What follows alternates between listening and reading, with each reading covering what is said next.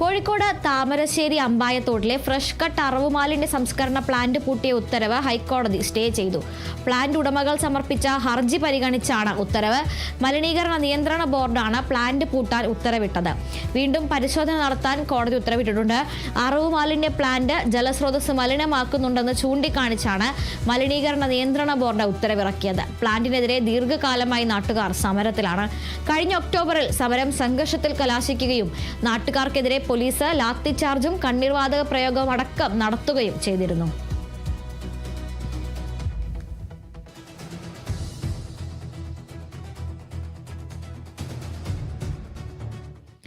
Thrissur തളിക്കുളത്തെ fancy കടയിൽ നിന്ന് പണം മോഷ്ടിച്ച കേസിൽ പ്രതി അറസ്റ്റിൽ.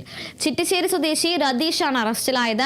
ക്രിസ്റ്റൽ എലഗൻസ് ഫാൻസി കടയിലെ മുൻവശത്തെ ഗ്ലാസ് തകർത്ത് അകത്തുകടന്ന് മേശവലിപ്പിൽ സൂക്ഷിച്ചിരുന്ന 10,000 രൂപ മോഷ്ടിക്കുകയായിരുന്നു. നിരവധി മോഷണ കേസുകളിൽ പ്രതിയാണ് ഇയാൾ.